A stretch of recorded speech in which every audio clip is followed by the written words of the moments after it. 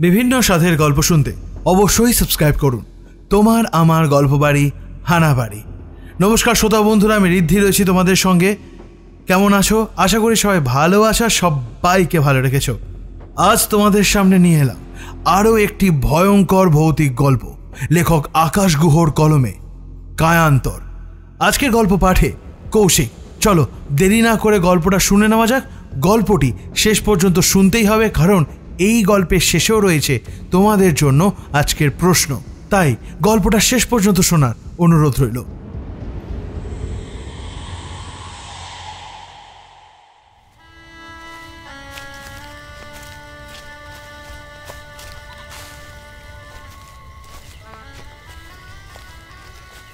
বিয়ে বাড়ির রোশনাই ছেড়ে বেরিয়ে বড় রাস্তাটার উপরে সেই একেবারে বোকা বনে গেল দেবরাজ আর মিমো। একটা বাস কিংবা ট্রেকার বা পারতপক্ষে একটা ভ্যানও নেই। মিমো ঘড়ি দেখল চিন্তিত মুখে।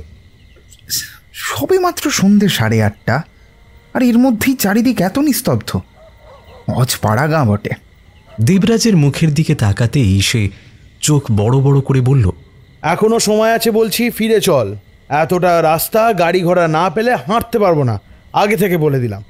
একদম ভরা পেট। না রে ভাই, আমার থাকলে চলবে না। কাল সোমবার মিটিং আছে, আমি অফিস কামাই করতে পারবো না। তুই থেকে জানা। মিমোর এই শেষের কথাটার আদতে কোনো মানেই হয় না, কারণ সে বিলক্ষণ জানে দেবরাজ এই পাড়া গাঁয়ে ওকে একা ছেড়ে দিয়ে চলে যাবে না, তার উপর এতটা রাস্তা। ওদের বন্ধু বিপ্লবের বউ ভাত ছিল আজ সন্ধে এই হাজিপুরে ওদের নিজস্ব বসত বাড়িতে। কলকাতা থেকে এতটা রাস্তা উজিয়ে এসেছে দুই বন্ধু তাদের আর এক বন্ধুর নিমন্ত্রণ রক্ষা করতে। ছোট করে অনুষ্ঠান হয়েছে। পাড়া গাঁয়ের মানুষজনের ছোট অনুষ্ঠান বলতে তাও নেই নেই করে প্রায় 200-250 জন। মেয়ের বাড়ি পাশের গ্রামে, তাই কন্যাযাত্রীদের সঙ্গে যাওয়ার কোনো প্রশ্নই ওঠে না।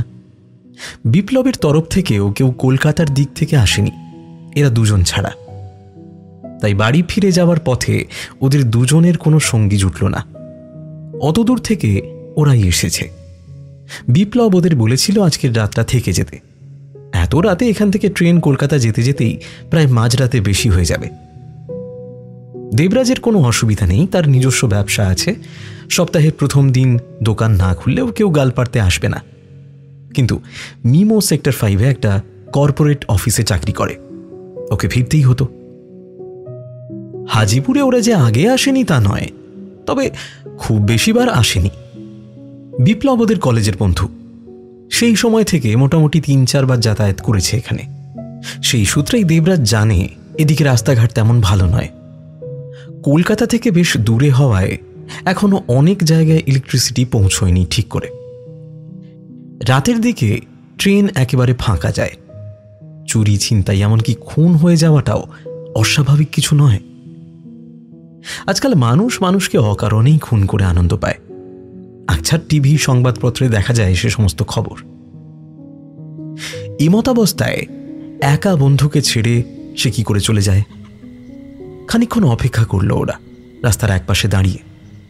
5 মিনিট, 10 মিনিট, এভাবে 20 মিনিট কেটে গেল। পরস্পরের মুখ চাওয়াচাই করল দুজনে। বিপ্লবকে একবার ফোন করব, যদি কোনো গাড়ি টাড়ির ব্যবস্থা। তুই কত বড় গাছ বলত, তুই নিজে দেখ। বিপ্লব বেরোনোর সময় অনেকবার বলেছিল একটা গাড়ি ঠিক করে দেওয়ার কথা, তুই ফর্মালিটি দেখে ওকে নিরস্ত করলি। হ্যাঁ, থাক থাক, বউ হাতের দিনে ওকে আর এক্সট্রা ঝামেলা দিতে হবে না, আমরা ঠিকই চলে যাব। এখনই তো এই অবস্থা, এখন ওকে ফোন করা ঠিক হবে না। আর তাছাড়াও আমরা অনেকটা দূর চলে এসেছি। রাগে গজগজ করে আরো কি যেন বিড়বিড় করে সব বলতে থাকে দেবরাজ অন্যদিকে মুখ ঘুরিয়ে। বন্ধুর ওপর তার ভীষণ রাগ হচ্ছে। একে তো পেট পুড়ে খাওয়ার পরে একটু বিশ্রামও করতে দিল না, তারপর এখন রাস্তায় গাড়ি ঘোড়া কিচ্ছু নেই। বেশি ভদ্রতা না দেখিয়ে বিপ্লবকে বললেই সে একটা গাড়ির ব্যবস্থা করে দিত, যেটা তাদের স্টেশনে নামিয়ে দিয়ে আসতো। মিমো আরও কিছুক্ষণ চিন্তিত মুখে দাঁড়িয়ে থেকে তাড়া লাগালো, ভাই চল, হাঁটা লাগাতেই হবে, রাত হয়ে যাচ্ছে, এরপর আর ট্রেন পাবো না। এ কথা বলেই আর দাঁড়ালো না সে দেবরাজের জবাবের অপেক্ষায়। হাঁটা লাগালো। দেবরাজ প্রায় দৌড়ে ওর পাশে হাঁটতে হাঁটতে বলল, হ্যাঁ, তুই কি আমাকে রাতেবেলা হার্ট অ্যাটাক করাবি? হ্যাঁ, একে তো ভ্যাবসা গরম, তার উপর এত হাই ঢাই খেয়ে ফেলেছি। তারপর তো তুই জানিস আমি দিনে কটা সিগারেট ফুকি। আরে একটু আস্তে হাঁট না বাপ। তোকে এখনও বলছি দেবু, তুই থেকে যা, তুই আমার সাথে আসিস না। আমি একা ঠিক চলে যাব, কিন্তু এইভাবে হাঁটতে থাকলে স্টেশনে পৌঁছতে পারবো না, ট্রেনটা মিস করে যাব। হ্যাঁ। দেবরাজ একটা দীর্ঘশ্বাস ফেলল। রাগের চেয়ে এবার নিজের ওপর ওর কষ্ট হচ্ছে বেশি। ফাঁকা শুনশান রাস্তা, দুধারে গাছপালা ঘন হয়ে প্রায় ছোটোখাটো অরণ্য হয়ে রয়েছে। আলো নেই, আকাশে কৃষ্ণপক্ষের মরা চাঁদ। কি কুক্ষণে যে রাজি হয়েছিল নেমন্তন্ন খেতে আসতে। নেহাত বিপ্লব অনেক দিনের বন্ধু, তাই ওর মুখের দিকে তাকিয়ে না বলতে পারিনি। এভাবে বাড়ি ফিরতে হবে জানলে আমি নিশ্চয়ই আসতাম না, অন্তত এই মিমোটার সাথে তো নয়। প্রত্যেকবার এইরকমই করে, কিছু না কিছু একটা গন্ডগোল বাঁধাবে। যত সব। প্রায় মিনিট 5 মতো হেঁটে ফেলেছে ওরা। দেবরাজ হাঁটতে হাঁটতেই হাঁপ ধরা গলায় জিজ্ঞেস করল, এই তুই এরকম যে গড়গড় করে হেঁটে যাচ্ছিস, তুই স্টেশন রাস্তা ঠিকঠাক চিনিস তো? এবার মিমো থমকে দাঁড়ালো। জিভ কাটলো কিনা বোঝা গেল না, তবু একটা আফসোসের সুরে বলল, এ মা, তাই তো, আসার সময় তো ট্রেকারে করে এলাম, 10 মুলুক ঘুরে তো নিয়ে এলো। ইস, রাস্তাটা একদম মনে নেই আমার। দাঁড়া, একবার জিপিএস অন করে দেখি। পকেট থেকে মোবাইলটা বের করলো মিমো। ডেটা অন করে গুগল ম্যাপ খুলে বেশ খানিকক্ষণ নাড়াচাড়া করল সে। মুখে চিন্তার ভাঁজ স্পষ্ট হয়ে উঠছে। দেবরাজ জিজ্ঞেস করল, কিরে পেলি? ভাই, নেটওয়ার্কও তো নেই। বিপ্লবকে এবার একটা ফোন করতেই হবে। কি ভাবছিস, ফিরে যাবি? কোনো প্রশ্নই ওঠে না ভাই, স্টেশনের রাস্তাটা জিজ্ঞেস করব। কল কর, আমার সিমের নেটওয়ার্ক খুব খারাপ। মুখ বেজার করে পকেট থেকে ফোন বের করে বিপ্লবকে রিং করল দেবরাজ। বিপ বিপ শব্দ হয়ে লাইনটা কেটে গেল। আরে আমারও তো নেটওয়ার্ক নেই। আচ্ছা, জ্বালাতন হলো তো। বেশ খানিকটা রাস্তা চলে এসেছে ওরা। দেবরাজ এবার অধৈর্য হয়ে পড়ল। মিমোকে পরপর 4-5টা গালাগাল দিয়ে বলল, সালা, তোরই যদি এত তাড়া থাকবে তাহলে তুই এলি কেন এখন? তুই তো আসার জন্য লাফাচ্ছিলিস, আর আমাকে তো তুই টেনে নিয়ে এলি, আর এখন আমাকে নাকে দড়ি দিয়ে ঘোরাচ্ছিস। চত্ব সব। এখানে কিছু চিনিস না, জানিস না, দুম করে বেরিয়ে এলি। বিপ্লব গাড়ি দিতে চাইলো, সেখানেও একবারই ভদ্রতার খাতিরে তাকে না বলে এলি। এখন রাস্তায় একটাও লোক নেই, তাকে জিজ্ঞেস করবো যে স্টেশনটা দাদা কোন দিকে? এভাবে যাওয়া যায় তুই বলতো? এখন এদিকে রাত বাড়ছে হু হু করে, আমার তো মনে হয় আর ট্রেনটাও পাবো না। দেবু, তুই ভাই রাগ করিস না, শান্ত হ, আমরা ঠিক পৌঁছে যাব। ট্রেন তো 9:45, এখন সবে 9টা বাজে। রাস্তাটা বেশিক্ষণের নয়, এটা আমার মনে আছে। চল সোজাই হাঁটা লাগাই, সোজাই হবে হয়তো। বাহ, কি সুন্দর অনুমান করেছিস ভাই। তোকে নিয়ে না আর যদি কোনোদিন আমি আসি তো আমার নামে কুত্তা পুষিস। অন্য কেউ হলে না এতক্ষণে তোর পেছনে লাথি মারতো। পেয়েছিস আমার মতো একটা বন্ধু, তাই তোর ভাগ্য ভালো। তাই এখনও তোর সব পেঁয়াজি মুখ বুঝে মেনে নিচ্ছি। হ্যাঁ, চল চল চল চল, হাঁটা লাগা। আর তাকিয়ে দেখিস না, মাথাটা না গরম হয়ে যাচ্ছে আমার। দুজনে নিঃশব্দে হাঁটতে থাকে চুপচাপ, গতি বেশ জোরেই। এতক্ষণ হেঁটে অভ্যস্ত হয়ে যাওয়ায় এখন আর খুব একটা হাঁটতে কষ্ট হচ্ছে না দেবরাজের। বেশ কয়েকবার চলার পর রাস্তাটা দুভাগে ভাগ হয়ে গেল। দাঁড়িয়ে পড়ল দুজন, পরস্পরের মুখের দিকে তাকালো। এবার কোন দিকে মনে আছে? মিমো আবার পকেট থেকে ফোন বের করে জিপিএস অন করলো। দূর, কিছুই দেখা যাচ্ছে না, নেটওয়ার্ক পুরো নীল। কার মুখ দেখে যে আজকে বেরিয়েছিলাম কে জানে। 9:17 বাজে, 9:45 ট্রেনটা পাবো তো আদেও? কিরে, দাঁড়িয়ে থাকবে নাকি? কোন দিকে যাব? কি করি বলতো, কিছুই বুঝতে পারছি না। কিন্তু দাঁড়িয়ে থাকলে তো আর হবে না, কোনো একটা দিকে তো যেতেই হবে। অসাধারণ, যে কোনো একটা দিকে যেতে হবে বল। না মানে কি লাকি ড্র খেলতে নেমেছিস? হ্যাঁ, শালা তোকে একবার কলকাতায় নিয়ে ফেলি, তোর পিঠে না দামা বাজাবো, সারা জীবন মনে রাখবি। আজকে এমনিতেই কপালে বাগড়া আছে বুঝতে পারছি। আশেপাশে একজনও কেউ নেই যাকে জিজ্ঞেস করব। চল ডান দিকের রাস্তাটা ধরি। তোর পিছনে না একটা লাথি দিতে হয়, দেখবো আজ কি করে 9:45 ট্রেন পাস। ডান দিকের রাস্তাটা ধরে হাঁটার সিদ্ধান্তটা যে কতটা ভুল ছিল তা কিছুক্ষণ পরেই বুঝতে পারে তারা দুজন। রাস্তার দুপাশে জঙ্গল আরও ঘন হয়ে এসেছে। এতক্ষণ রাস্তার পাশে বেশ খানিকটা দূরে দূরেই টিমটিমে বাল্বের লাইট পোস্ট ছিল, এখন তাও নেই। পুরো পথটাই অন্ধকার। মিমো খানিকক্ষণ দ্রুত হেঁটে থমকে দাঁড়ালো। দেবরাজ ওর দিকে তাকিয়ে প্রশ্ন করল, কি করবি? ফিরে যাবি? আমার মনে হচ্ছে কিন্তু তুই ভুলভাল যাচ্ছিস। তোর কি মনে হয় এই রাস্তা স্টেশনে গেছে? আমি কি করে জানবো? আর এমনটা কোথায় লেখা আছে যে স্টেশনে যাওয়ার রাস্তাটা সবসময় সুন্দর জমজমাট হবে? নেমে যখন পড়েছিস দেখ কোথায় যাচ্ছে রাস্তাটা। চল চুপচাপ। আজকে যে বাড়িতে যাওয়া হবে না সেটা দেবরাজ অনেক আগেই বুঝতে পেরেছে, কারণ একটু আগেই ঘড়িতে দেখেছে 9:25 বাজে। কোনো মতে 9:45 ট্রেন পাওয়া সম্ভব নয়, যদি না 15-20 মিনিটের মধ্যে স্টেশনে পৌঁছতে পারে তারা। স্টেশন দূরস্থান, এখানে কোনো জনবসতির চিহ্ন দেখা যাচ্ছে না। পথের দুধারে খালি গাছ। মিমোর জন্য খানিক করুণাও হলো দেবরাজের। পরের চাকরি করা যে কত দায় তা বেচারার চোখে মুখ দেখেই স্পষ্ট বোঝা যাচ্ছে। সপ্তাহের প্রথম দিন কামাই করলে অনেক কথা শুনতে হবে, মাইনেও কাটা যাবে, এইসব দেবরাজ জানে। তবুও এই গরমের রাতে পেট এবং হাঁটুর ওপর এই অত্যাচার আর সহ্য হচ্ছে না।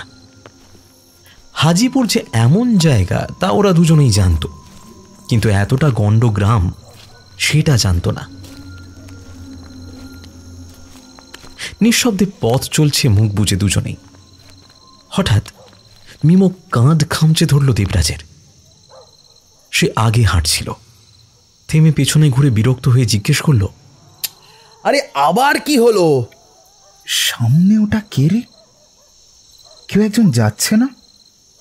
দেখ তো। সামনের দিকে আঙুল তুলে কিছু একটা নির্দেশ করল মিমো। দেবরাজের চোখে হাই পাওয়ার। চশমাটা ভালো করে নাকের ডগায় বসিয়ে ভুরু কুঁচকে দেখল সামনের দিকে। হ্যাঁ, ঠিকই তো, কেউ একটা যেন হেঁটে যাচ্ছে মনে হয়। ঠিক সামনেই, বেশ খানিকটা দূরে অন্ধকারে গা মিশিয়ে। খুব ভালোভাবে না দেখলে বোঝা যায় না। চল তো কি জিজ্ঞেস করি। মিমো দ্রুত পা চালিয়ে দেয়। দেবরাজের ওর পেছন পেছন চলতে চলতে একটা বিষয়ে ভীষণ খটকা লাগে। সামনে যিনি যাচ্ছেন তাকে আগেই দেখতে পাওয়ার কথা, কিন্তু কই? এতক্ষণ ধরে রাস্তায় হাঁটছে, কাউকে তো দেখেনি। আর এই রাস্তাও তো সোজা গিয়েছে, কোনো দিকে বাঁক নেয়নি যে কোনো গলি থেকে রাস্তায় উঠে আসবে আগন্তুক। জোরে পা চালিয়ে মানুষটির বেশ কাছাকাছি এসে পড়ল ওরা দুজনেই। মিমোই চিৎকার করে ডাকলো, এই যে শুনছেন? দেবরাজ এতক্ষণে বুঝতে পেরেছে সামনে যিনি চলেছেন তিনি পুরুষ মানুষ নন, কারণ তার সারা শরীর কালো কাপড়ে ঢাকা। বোরখা পরে আছেন তিনি। এত রাতে এই নির্জন রাস্তায় কোনো মেয়ে মানুষ ঠিক কি প্রয়োজনে বেরোতে পারে? স্ত্রীলোকটি কিন্তু দাঁড়ালো না, নিজের মনেই হাঁটতে থাকলো। মিমো আবার ডাকলো, এই যে শুনছেন, আমরা পথ হারিয়েছি, একটু সাহায্য করুন আমাদের। ফাঁকা রাস্তায় গম গম করে উঠল মিমোর বাজখাই গলা। মহিলা তবু দাঁড়ালো না, গটগট করে হেঁটে চলেছে সামনের দিকে। দেবরাজ মিমোর হাত টেনে ধরে ফিসফিস করে বলল, আমার মনে হয় কানে শুনতে পান না, আর নয়তো ব্যাটা ছেলের গলা পেয়ে পিছু ফিরছে না। গ্রামের রাস্তা, তার উপর রাতের বেলা, আর তার উপর পর্দানসীন মহিলা, বুঝতেই পারছিস। কি করি বল দেখি। দেখে তো লোকালই মনে হচ্ছে। জানলে ইনিই জানেন স্টেশনের সঠিক রাস্তাটা। চল একটু তাড়াতাড়ি পা চালাই, সামনে যাই। পিছন থেকে ওভাবে ডাকলে হয়তো সাড়া দেবেন না। দেবরাজের কথা মতোই দুজনে আবার দ্রুত পায়ে হাঁটতে শুরু করে। হাঁটতে হাঁটতে হঠাৎ করে মিমো থমকে দাঁড়ায়, থমকে যায় দেবরাজও। দুজনেই দুজনের মুখ চাওয়াচাই করে। যাত্রারা, এ কি? এটা কি হলো? কোথায় গেল? এই দেবু, তুই দেখতে পাচ্ছিস? হতভম্বের মতো মাথা নাড়ে দেবরাজ। সত্যি তো, এক মুহূর্ত আগে দুজনেই দেখলাম আমাদের থেকে হাত পাঁচেক দূরে হেঁটে যাচ্ছে সেই বোরখা পরা মেয়েটা। আর কোথায়? চোখের পলক ফেলতেই তো আর দেখতে পেলাম না। কোথায় গেল মেয়েটা? নেই মানে নেই, রাস্তাটা ফাঁকা, কেউ নেই। দাঁড়িয়ে পড়ল দুজনেই। অবাক হয়েছে ওরা, প্রচণ্ড অবাক হয়েছে। এটা কি করে সম্ভব? একটা মানুষ কর্পূরের মতো এরকম উবে যেতে পারে? আচ্ছা, এমন হতে পারে না যে মহিলা হয়তো দুপাশের জঙ্গলে কোথাও লুকিয়ে পড়েছে? কিন্তু রাস্তা থেকে নেমে কোন দিকে গেল সেটাও তো দেখতে পেলাম না। এমন বেমালুম চোখের পলক ফেলতে না ফেলতে উধাও হলো কি করে? এটা কি হলো ভাই? আমরা দুজনেই কি একসাথে ভুল দেখলাম? মিমোর হাঁ হয়ে থাকা মুখ থেকে বেরিয়ে এলো কথাগুলো। দেবরাজ হতবুদ্ধি অবস্থাটা কাটিয়ে উঠতে কয়েক সেকেন্ড সময় নিল। তারপর মিমোর কাঁধে হাত রেখে বলল, ভুলই দেখেছি হয়তো। মিমো শোন, একটা কথা বলি, ফিরে চল। আজকে আর তোর বাড়ি যাওয়াটা হবে না। দেখ, 9:45 অনেকক্ষণ আগেই বেজে গিয়েছে, ট্রেনও হয়তো বেরিয়ে গেছে। আচ্ছা তুই শোন, ট্রেনের আওয়াজ পেয়েছিস? তুই পাসনি তো? তার মানে স্টেশনটাও কাছাকাছি নয়। আমরা বেকার ঘুরে মরছি ভাই, বুঝতে পারছিস? আমরা ভুল পথে এসেছি, আর এগোনো ঠিক হবে না। নয়তো সারা রাত এই অচেনা জায়গায় ঘুরে মরতে হবে। চল ভাই, ফেরত চল। ঠিক আছে, ফিরে চল। আমারও তাই মনে হচ্ছে। উল্টো দিকে ঘুরে হাঁটা লাগালো দুজন। অনেকটা রাস্তা হেঁটে চলে এলেও মোটামুটি সোজাই এসেছে, শুধুমাত্র একটা ডান দিকের বাঁক নেওয়া ছাড়া। খানিক দূর গিয়ে আবার থমকে দাঁড়ালো দুজন। এ কি? এটা তো ছিল না। দেবু দেখ। মিমোর গলা কেঁপে গিয়েছে কথাগুলো বলতে গিয়ে। দেবরাজও যার পরনাই আশ্চর্য এবং হতভম্ব, কারণ মাত্র খানিকক্ষণ হেঁটেছে ওরা। ওদের সামনে এখন একটা 4 রাস্তার মোড়। ওদের স্পষ্ট মনে আছে যখন থেকে হাঁটছে তার মধ্যে কোনো 4 রাস্তার মোড় পড়েনি সেখানে। যেন হঠাৎ করেই রাস্তার মাঝখানে উদয় হয়েছে সেটা। ডাইনে বাঁয়ে কোনো দিকে বাঁক নেই, ওরা সোজা হেঁটে এসেছে। তাহলে কোথা থেকে এই 4 রাস্তার মোড় এলো? আর 4 মাথার মোড় যেমন জমজমাট হয়, এ তো তেমন নয়। কাঁচা আর পাকা রাস্তার মিলন যোগ চিহ্নের আকারে। ভাই, এটা ছিল না, কোনো মতেই এটা ছিল না। মিমো, ব্যাপারটা আমার ঠিক ঠেকছে না, জানিস তো? কিছু একটা গন্ডগোল হয়েছে। মিমো এ কথার জবাব দেওয়ার আগেই হঠাৎ গুড় গুড় গম গম শব্দে চমকে উঠল দুজনেই।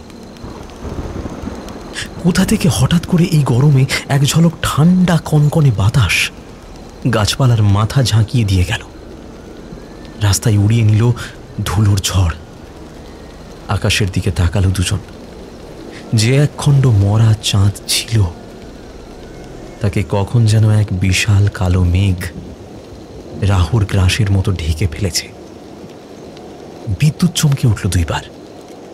চারদিকটা দিনের আলোর মতো পরিষ্কার হয়েই আবার অন্ধকারের চাদরে মুখ লুকিয়ে ফেলল। তারপরেই সনসন করে ঝোড়ো হাওয়া রাস্তার দুপাশে এতক্ষণ চুপ করে দাঁড়িয়ে থাকা গাছগুলোকে অস্থির করে তুলল। সর্বনাশ মিমো, ঝড় আসছে। কি করব এখন আমরা? কোথাও একটা আশ্রয় নিতে হবে দেবু। বিপ্লবদের বাড়ি এখন অনেকটা পথ। তোর শালা ছাতাটাও নিয়ে আসেনি। আচ্ছা, কার মুখ দেখে যে বেরিয়েছিলাম। চল চল তো, সোজা হাঁটা লাগাই। দুজনে মিলে প্রায় দৌড়ায় 4 রাস্তার মোড়টাকে পেছনে ফেলে সোজা নাক বরাবর। দুপাশের জঙ্গল আরও ঘন হচ্ছে, বাতাস ঠান্ডা হয়ে এসেছে আরও। রাস্তার দুপাশের গাছগুলো প্রবল জোরে শাখা প্রশাখা নাড়িয়ে শোঁ শোঁ শব্দ তুলেছে। গুম গুম শব্দে ডেকে উঠছে মেঘ। যে কোনো সময় বৃষ্টি নেমে যাবে। মাঝে মাঝেই রাতের অন্ধকার খান খান করে দিচ্ছে ছুরির ফলার মতো বিজলি। রাস্তায় ধুলো উঠছে হাওয়ার সাথে। চোখ খুলে সামনে এগোনোই দায়। মিমো দাঁড়িয়ে পড়ে বলল, না রে দেবু, এভাবে এগোনো যাবে না। কোথাও একটা মাথা গুঁজতেই হবে। কিন্তু আশেপাশে তো কোনো বাড়িঘর দেখছি না, চারদিকে শুধু গাছ আর গাছ। গাছের তলায় দাঁড়ালে ডাল ভেঙে মারা পড়বো, আর রাস্তায় থাকলে বাজ পড়ে মারা পড়বো। ধ্যাৎ, কেন যে তোর কথা শুনে রাস্তায় বেরোতে গেলাম। হ্যাঁ, 2-1 ফোঁটা বৃষ্টি তীরের ফলার মতো নেমে এলো মাটিতে। আর খুব বেশি দেরি নেই বৃষ্টি শুরু হতে। এক্ষুনি ঝমঝমিয়ে আকাশ ভেঙে জল নামবে।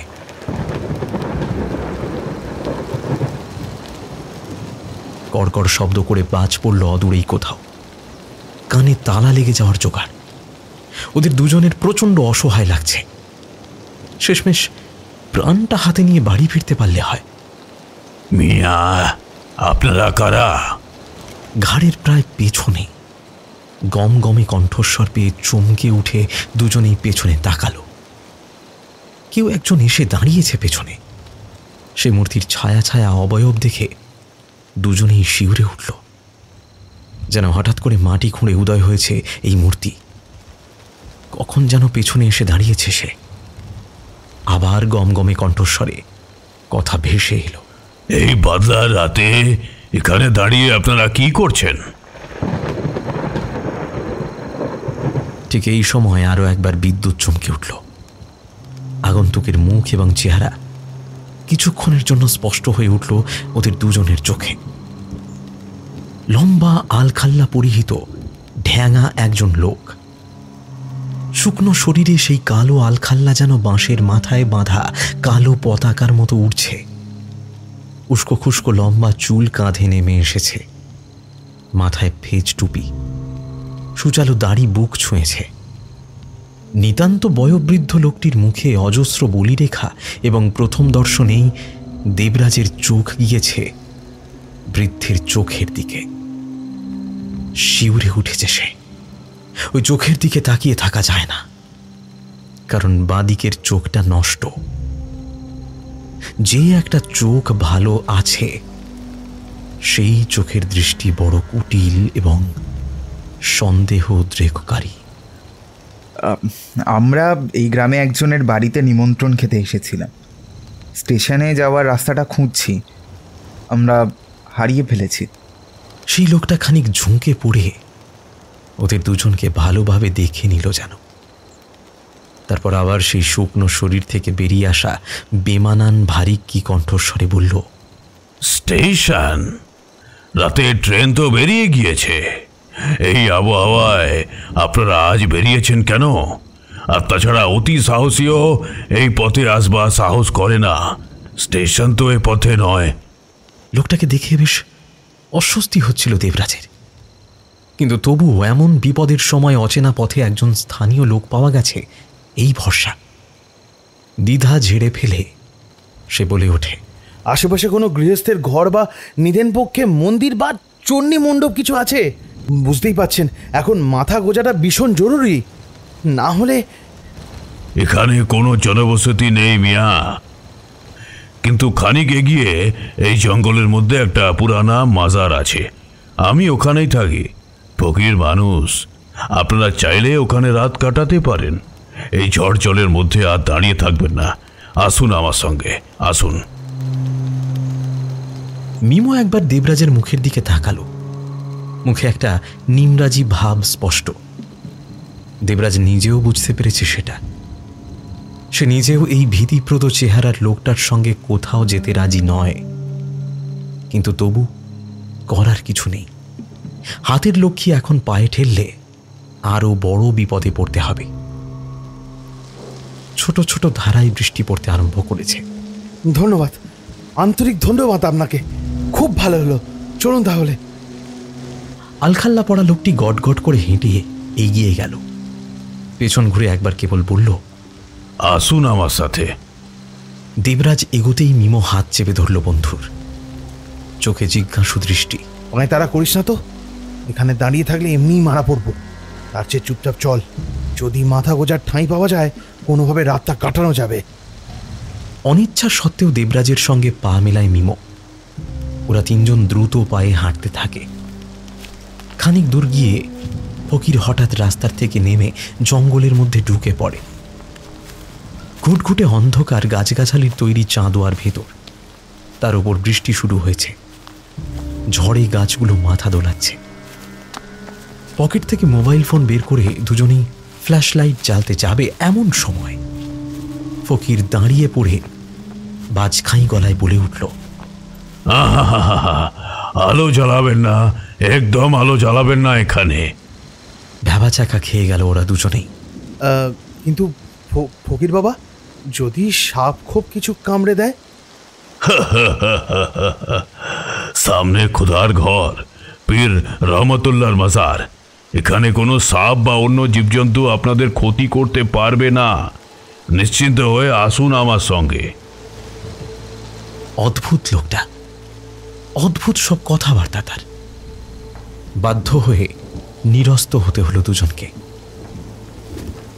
অন্ধকারেই গাছপালার মধ্যে দিয়ে গা বাঁচিয়ে, পা বাঁচিয়ে হোঁচট খেতে খেতে চলল দুজন। ভয়ে ভয়ে সাবধানে চতুর্দিকে দৃষ্টি রাখতে হচ্ছে। এই বুঝি গাছের ডাল ভেঙে পড়ল, কিংবা কোনো বিষাক্ত সাপ ছোবল দিল। দামি জামা কাপড় পরে এসেছিল ওরা, সেসবের সর্বনাশ অনেকক্ষণ আগেই হয়ে গিয়েছে। বৃষ্টির ফোঁটা তীরের মতো গাছপালার মধ্যে দিয়েও এসে গায়ে বিঁধছে। অঝোরে বৃষ্টি নেমেছে চরাচরে। এমন ভাবে বেশ খানিকক্ষণ চলার পর হঠাৎ ফকির থামলেন। গাছগাছালির মধ্যে স্তূপীকৃত একটা জায়গা। অন্ধকারে ঠিক ঠাউর হচ্ছিল না। কাছে গিয়ে বোঝা গেল এটা একটা ইট পাথরের তৈরি স্থাপত্য। এই সেই মাজার। কোনো রকমে ভেঙে চুরে জঙ্গলের মধ্যে দাঁড়িয়ে আছে একটা সুপ্ত অতিকায় দৈত্যের মাথার মতো। দুপাশের দুই মিনার ভেঙে কালের গর্ভে বিলীন হয়ে গিয়েছে কবে। অতীতকালে এর কি রং ছিল এখন তা বোঝা মুশকিল। অন্ধকারে তো আরোই দুষ্কর। থম মেরে জঙ্গলের মাটিতে দাঁড়িয়ে ভগ্নপ্রায় মাজার শরীফ। ভেতরে ঘুটঘুটে অন্ধকার। ফকির এগিয়ে গেল সেই জঙ্গলাকীর্ণ ভগ্নস্তূপের দিকে। উঁচু গলায় ডাকল দুজনকে, আসুন আসুন, পীর রহমতুল্লাহর মাজারে আপনাদের খুশামদিদ। আসেন। শালা এমনভাবে বলছে যেন যেন এটা ফতেপুর সিক্রি, আর এই বেটা আকবরের কোনো বংশধর। মিমো কনুই দিয়ে ঠেলা মারল। ঠোঁটে আঙুল রেখে বলল, এই চুপ কর।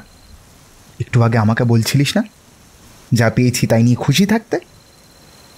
চল ভিতরে, আর অন্য কোনো উপায় নেই। প্রবল অনিচ্ছা সত্ত্বেও অনেক দোনমনোর পর শেষমেশ ভেতরে ঢুকে এলো তারা।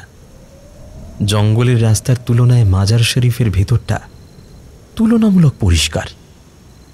বাইরে থেকে দেখে যতটা মনে হচ্ছিল ততটা জংলা নয়। বেশ বড় চত্বর। মাজার যেমন হয় তেমনই। মাঝখানে বিরাট সমাধিসৌধ, চারপাশে দেওয়াল দিয়ে ঘেরা। তবে সমাধি কক্ষ বাদেও বড় বড় দুটো ঘর রয়েছে ভগ্নপ্রায় মাজারটিতে। তারই মধ্যে একটাতে ওদের দুজনকে নিয়ে গেল বৃদ্ধ ফকির। বাইরে তখন আকাশ ভেঙে বৃষ্টি নেমেছে, সেই সঙ্গে কর্কশ বজ্রপাতের আওয়াজ।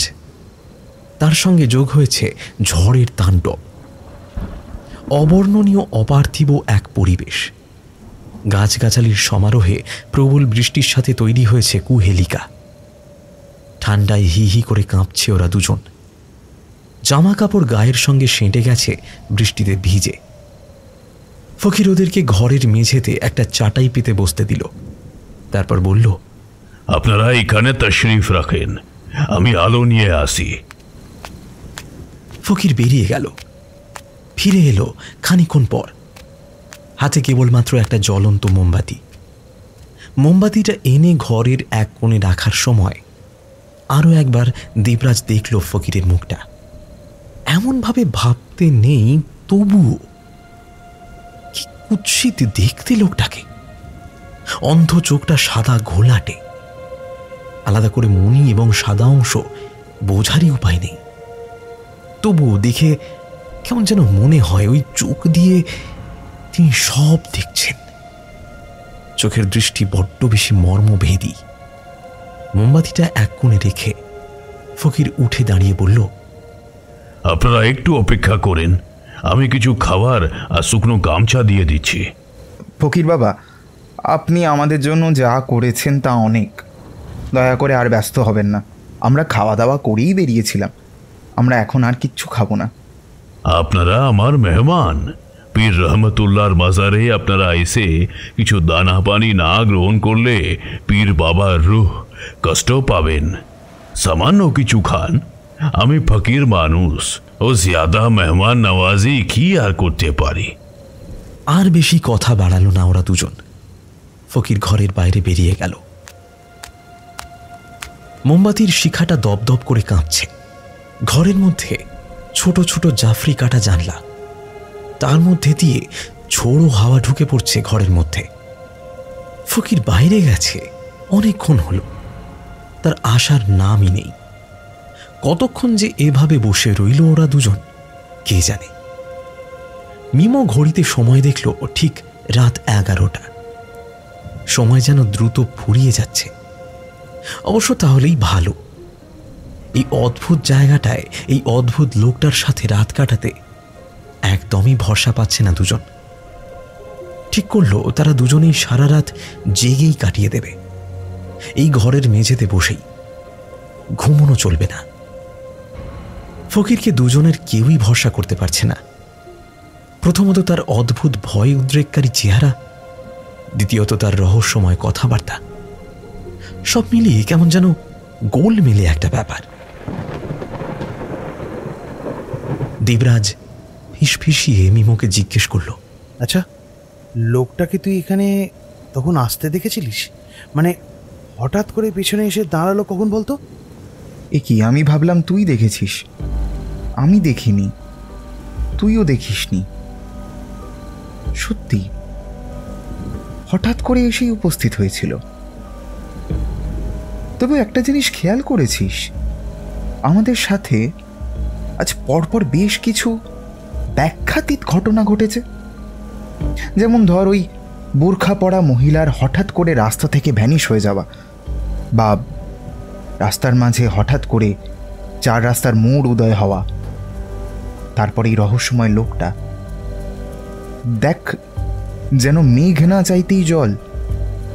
ঠিক যে সময় আমাদের আশ্রয়ের প্রয়োজন ছিল সেই সময় উনি নিজেই যেচে আমাদের আশ্রয় দিলেন। ব্যাপারটা একটু গোলমেলে ঠেকছে না তোর কাছে? হ্যাঁ, গোটা ব্যাপারটা এই খুব গোল মেলে, বুঝলি।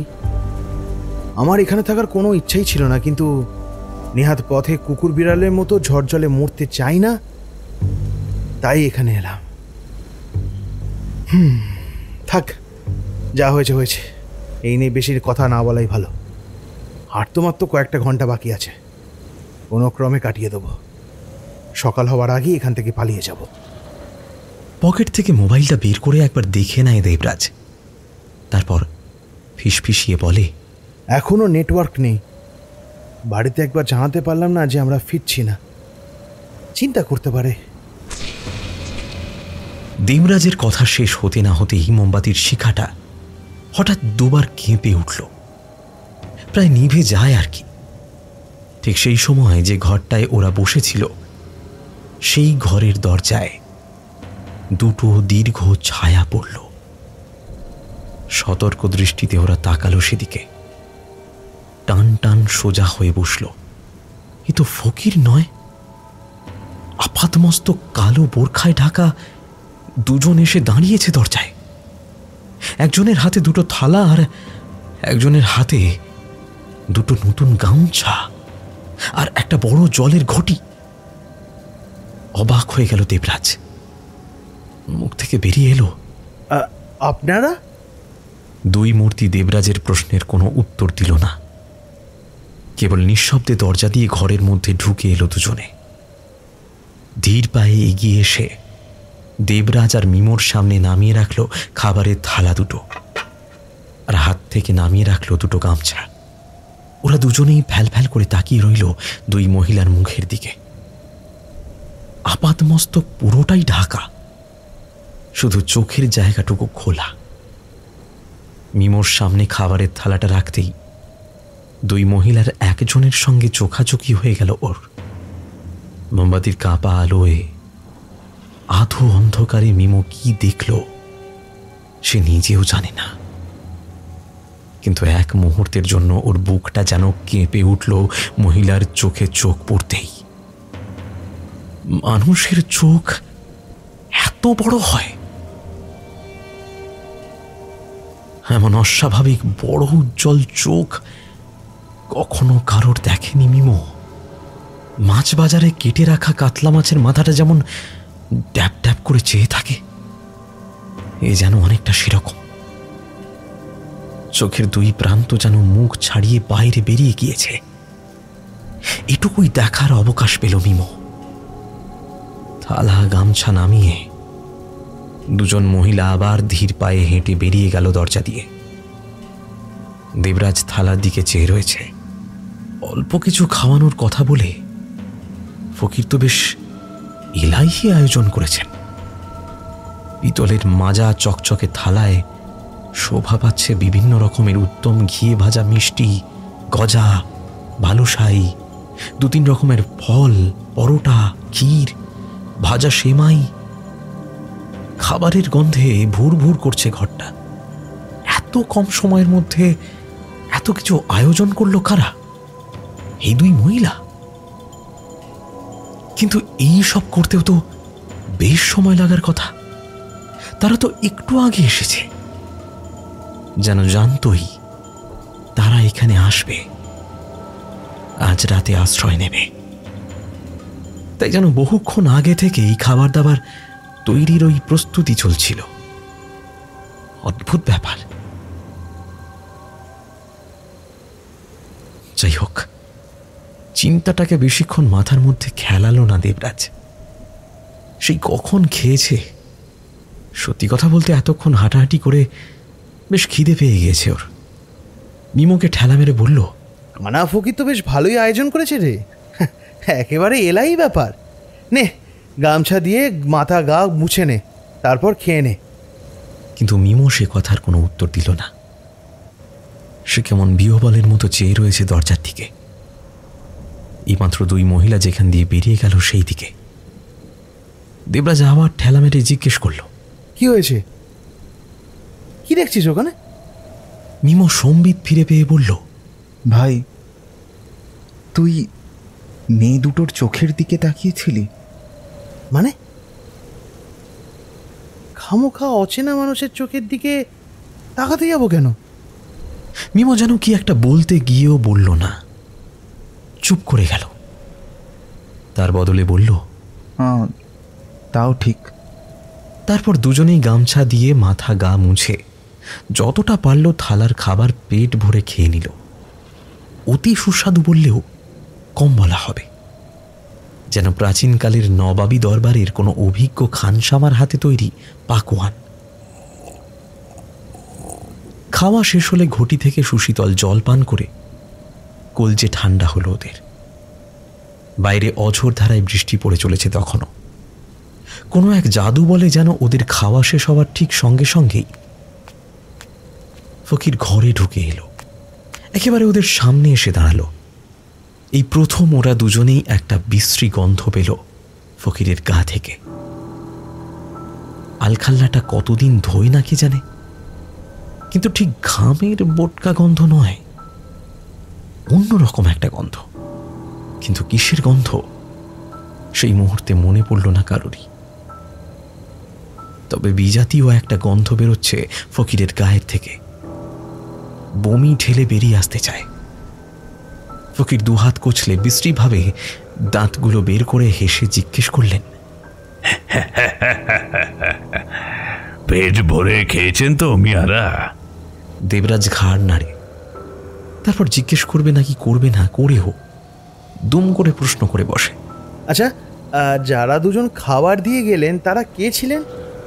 ফকিরের মুখে তখনও সেই বিশ্রী হাসিটা লেগে আছে। হাসিটা দেখলে মনে হয় যেন এক ফালি বিচি শুদ্ধ কুমড়ো কেউ কেটে রেখেছে। ফকির জবাবে বলে, ওরা আমার দুই বিবি, রান্না বান্নায় দারুণ হাত ওদের। দেবরাজ বা মিমো কি বলবে ভেবে পেল না।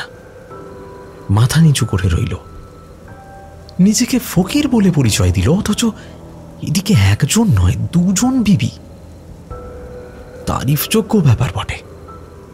ওরা চুপ করে আছে দেখে ফকির নিজেই আবার নিস্তব্ধতা ভঙ্গ করে বললেন, আপনারা তাহলে শুয়ে পড়েন, কোনো দরকার হলে আমায় ডাকবেন, আমি পাশের ঘরে আছি, আলোটা নিভিয়ে দিই।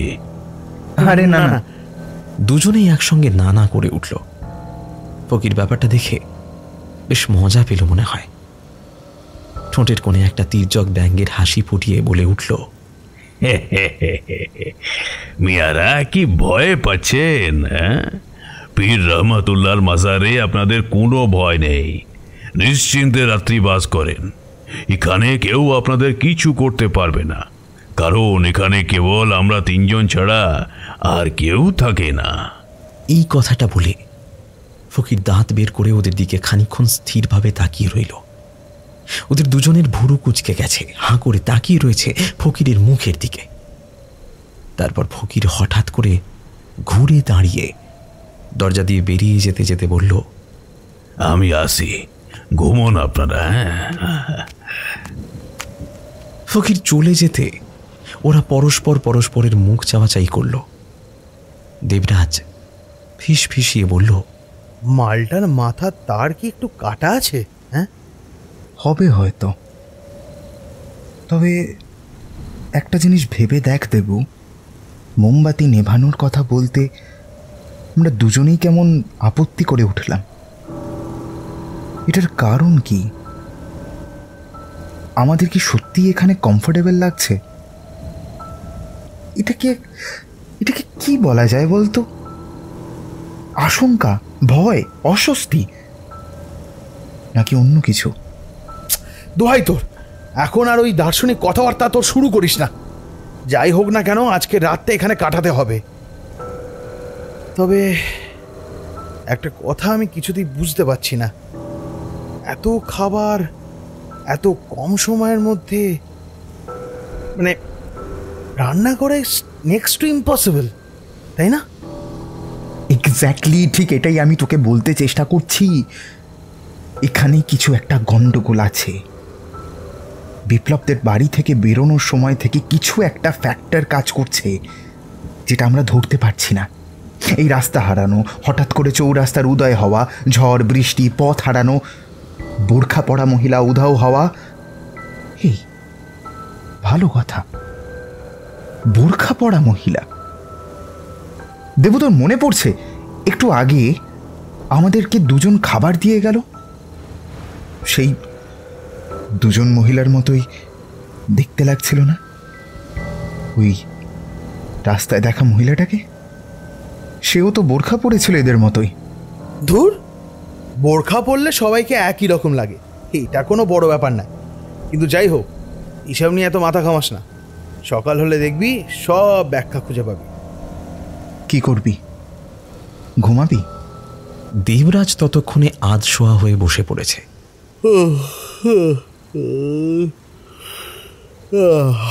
এত ভালো খাবার পেয়ে ঘুম পাচ্ছে বই কি। তুই ঘুমা, আমি জেগে আছি। আরে এত টেনশন করিস না, দরজা দিয়ে আয় ভেতর থেকে, ব্যাস তাহলেই দেখবি আর কোনো ঝামেলা রইবে না। ঠিক বলেছিস, এই ফকির মালটাকে আমি একদম ভরসা করতে পারছি না। এত কিছুর পরেও দাঁড়া। মিমো চাটাই ছেড়ে উঠে গিয়ে কাঠের দরজাটা ভালো করে ছিটকিনি দিয়ে লাগিয়ে আসে। তারপর শুয়ে পড়ে দেবরাজের পাশে। দেবরাজ ইতিমধ্যে নাক ডাকতে আরম্ভ করেছে। ওর বিছানায় পড়তে যতক্ষণ দেরি, কিন্তু মিমোর অনেক রাত অবধি ঘুম এলো না।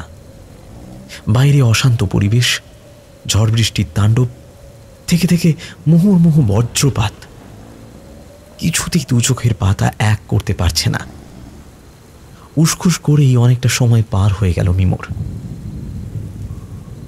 বাইরে এক নাগাড়ে বৃষ্টি পড়েই চলেছে। জল পড়ার একঘেয়ে শব্দ ছাড়া কিছুই নেই।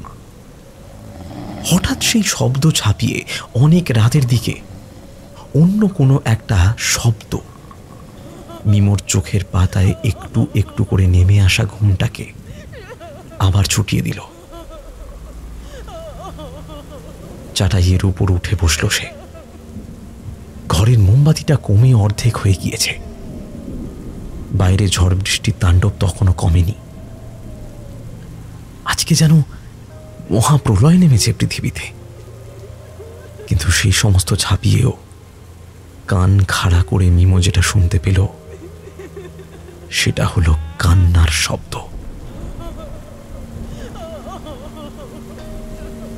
হ্যাঁ, মেয়ে মানুষের কান্নার শব্দ। বুক চাপড়ে চাপড়ে ফুঁপিয়ে বিলাপ করে কেউ যেন কাঁদছে আশেপাশেই কোথাও। চাটাই ছেড়ে উঠে পড়ল মিমো। কি হলো? এখানে মেয়ে মানুষ বলতে তো ফকিরের দুই বউ ছাড়া আর কেউ নেই। কি ব্যাপার? বিপদ আপদ হলো না তো? পা টিপে টিপে দরজার কাছে এসে দাঁড়ায় সে। ভুল তো শুনিনি। ঝড় বৃষ্টির মধ্যেও কান্নার শব্দটা ভেসে আসছে। ফকির যাওয়ার সময় বলেছিল সে পাশের ঘরে আছে। পাশের ঘর থেকে আসছে না তো? এক নাগাড়ে কেউ কেঁদে চলেছে। কি করা উচিত আমার? দেখা উচিত, কিন্তু অতিথি হয়ে যদি কোনো অনধিকার চর্চা করে ফেলি? না থাক, শুয়ে পড়াই ভালো। যা হয়েছে হয়েছে, তাদের নিজেদের ব্যাপার, তারা বুঝবে। এই ভেবে মিমো ফিরে আসছিল, কিন্তু কান্নার শব্দটা আরো বেড়ে গেল যেন, এবং সেই সঙ্গে আরো একটা কণ্ঠস্বর যোগ দিল। অবশ্যই নারী কণ্ঠ। দুজন মিলে একসঙ্গে কাঁদছে বিলাপ করে। মিমোর বুক দূর দূর করতে লাগলো। আমার মনে তো হচ্ছে কোনো বিপদ হয়েছে। কি করব? দেবরাজকে ডাকবো নাকি একাই দেখবো? মেঝেতে ঘুমন্ত দেবরাজের দিকে একবার তাকালো মিমো। গভীর ঘুমে চিত হয়ে শুয়ে নাক ডাকছে। ওকে এখন ডেকে তোলা প্রায় অসম্ভব। খুব ধীরে দরজাটার ছিটকিনি খুলে বাইরে বেরিয়ে এলো মিমো। পকেট থেকে মোবাইলটা বের করে জ্বালালো ফ্ল্যাশ লাইটটা। দরজা খুলে বেরোনোর সঙ্গে সঙ্গে বৃষ্টির শীতল ঝাপটা হাড় অবধি কাঁপিয়ে দিল ওর। মাজার শরীফের উঠোনটা ভেসে যাচ্ছে বৃষ্টির জলে। মোবাইলে সময়টা দেখে নিল সে। রাত 2:32। সারা রাত এভাবে বৃষ্টি হলে বন্যা হতে আর বেশিক্ষণ সময় লাগবে না। মোবাইলটা এদিক ওদিক ঘোরালো সে। একটা লম্বা করিডোরের মতো জায়গা, অনেকটা স্কুল বাড়ির মতো। মাঝখানের উঠোনে সেই সমাধি কক্ষ। করিডোরের মতো জায়গাটা একেবারে শেষ প্রান্তে আর একটা দরজা দেখা যাচ্ছে। সেদিকে এগিয়ে গেল মিমো। কান্নার শব্দটা কি ওদিক থেকেই আসছে? দরজাটার সামনে গিয়ে কান পাতল। ভিতরে কেউ আছে বলে তো মনে হচ্ছে না। তো এখানে তো একটাই ঘর আছে, আর সেটা সমাধি কক্ষ। এই রাতে সমাধির কক্ষে বসে কেউ কেন কাঁদবে? খানিক অস্বস্তি হচ্ছিল মিমোর। তবুও কান্নার শব্দটা লক্ষ্য করে পা টিপে টিপে সে নেমে এলো উঠোনে। সমাধি কক্ষের বারান্দায় এক লাফে উঠে এসে সে বুঝতে পারল তার ধারণাই ঠিক, এখান থেকেই কান্নার শব্দটা আসছে।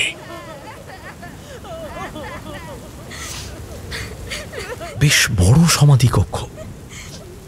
সে পেছন দিক দিয়ে উঠেছে, দুটো দেওয়াল ঘুরে সামনের দরজাটার কাছে এসে দাঁড়ালো। সবুজ রঙের কাঠের দরজা, ভেজিয়ে রাখা রয়েছে, অথচ ওরা আসার সময় দেখেছিল বাইরে থেকে তালা বন্ধ। ঝোড়ো হাওয়ায় ভারী কাঠের পাল্লা নড়ে যাওয়া দাঁতের মতন সামনে পেছনে দোল খাচ্ছে মাঝে মাঝে। দরজা পাল্লায় হাত ঠেকানোর আগে একবার ইতস্তত বোধ করল মিমো। ঢুকে পড়াটা কি উচিত হবে? ফকির যদি কোনো রকম আপত্তিকর অবস্থায় থাকেন, হয়তো এটা কান্নার শব্দ নয়। মিমো আর বেশি ভাবার সময় দেয় না নিজের মস্তিষ্ককে। নড়তে থাকা পাল্লাগুলো হাত দিয়ে ঠেলে হুড়মুড়িয়ে ঢুকে পড়ে ঘরের ভেতর। কয়েক মুহূর্তের জন্য ওর মনে হয় কেউ যেন ওকে অন্ধকার গহ্বরের মধ্যে ছুঁড়ে ফেলে দিল। চমকে উঠে শুনতে পেল পিছনে সমাধি কক্ষের দরজা দড়াম শব্দ তুলে বন্ধ হয়ে গেল আপনা আপনি। কাঁপা হাতে ফ্ল্যাশটা পড়েছে ঘরের মেঝেতে। সেদিকে তাকিয়ে বুকের রক্ত হিম হয়ে গেল মিমোর। অকস্মাৎ এই দৃশ্যের জন্য সে একদমই প্রস্তুত ছিল না। ফ্ল্যাশের সাদা আলোয় মিমো দেখল ঘরের ঠিক মাঝখানে চৌকো একটা বেদি, তার উপরে বহুকালের রং চটে যাওয়া একটা চাদর চড়ানো। পীরের কবর, যেমনটা সব মাজারেই থাকে, কিন্তু সেই কবরের উপর শুয়ে রয়েছে একটা অন্য দেহ। কালো আলখাল্লা পড়া শুকনো একটা দেহ। অন্ধ ফকির, তার চোখ দুটো খোলা। মাজারের সিলিং এর দিকে তাকিয়ে কি একটা দেখে যেন ভীষণ ভয় পেতে গিয়ে প্রাণটা বেরিয়ে গিয়েছে তার। মুখটা হাঁ করে খোলা, তার মধ্যে থেকে গল গল করে বেরিয়ে আসছে রাজ্যের যত পোকামাকড়। আর কবরটার দুপাশে বোরখা পরা দুজন নারী বসে ইনিয়ে বিনিয়ে কেঁদে চলেছে সুর করে, বুক চাপড়ে চাপড়ে।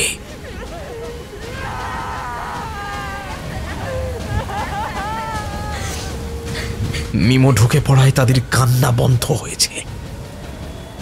দুজনেই একসঙ্গে এক যোগে তাকালো মিমোর দিকে। সেই দৃষ্টি, সেই প্রসারিত চক্ষু যুগলের শরীর ঠান্ডা করে দেওয়া দৃষ্টি। দুজনের চোখ একই রকম, অস্বাভাবিক বড়, স্ফীত এবং মুখমণ্ডলের বাইরে প্রসারিত। মিমো আর্তনাদ করে উঠল। ঠিক সেই সময় কবরের উপর শোয়ানো মরাটা, অর্থাৎ অন্ধ ফকির, তড়াক করে লাফ দিয়ে উঠে বসল কবরের ওপর। ঘাড় ঘুরিয়ে তাকালো মিমোর দিকে। তারপর কান চিরে দেওয়া কর্কশ অপার্থিব কণ্ঠে চিৎকার করে উঠল, তোকে বারণ করেছিলাম না কোনো কৃত্রিম আলো জ্বালাতে? এই কথা বলার সাথে সাথে মুখের ভেতর থেকে কত পোকামাকড় দলা পাকিয়ে ছিটকে পড়ল মেঝেতে। মিমো ধপ করে মাটিতে বসে পড়ল। ফোনটা হাত থেকে পড়ে বন্ধ হয়ে গেল। আর দ্বিতীয়বার আর্তনাদ করে ওঠার আগেই সেই ফকিরের মৃতদেহটা টলতে টলতে উঠে দাঁড়িয়ে এসে খপ করে চেপে ধরল মিমোর গলা। কি শক্ত সেই হাতের চাপ, কি ঠান্ডা ফকিরের হাতের স্পর্শ। চোখে মুখে অন্ধকার দেখার আগে মিমো বুঝতে পারল ফকিরের গায়ের থেকে যে গন্ধ ওরা দুজন পেয়েছিল সেটা কিসের গন্ধ। বাসি মরার গন্ধ, মাংস পচা গন্ধ।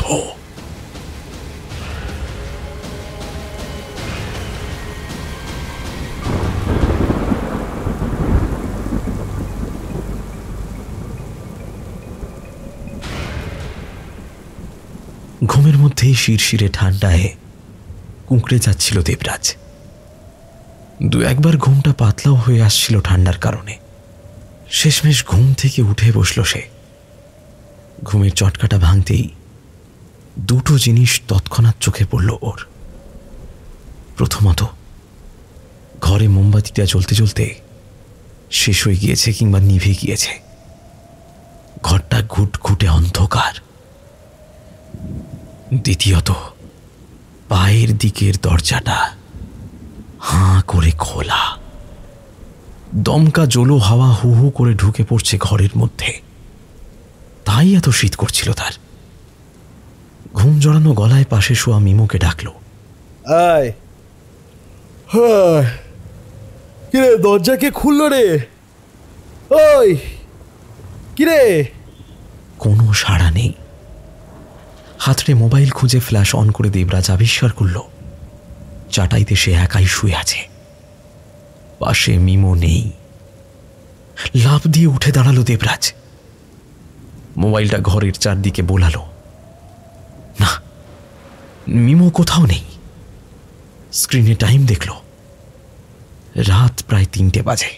এত রাতে দরজা খুলে ছেলেটা গেল কোথায়? তারপরেই মাথায় টনক নড়ল দেবরাজের। প্রকৃতির ডাকে সাড়া দিতেও যেতে পারে। তো চিন্তা করার কি আছে? নিজের হাত দিয়ে নিজের মাথায় একটা চড় মারল দেবরাজ।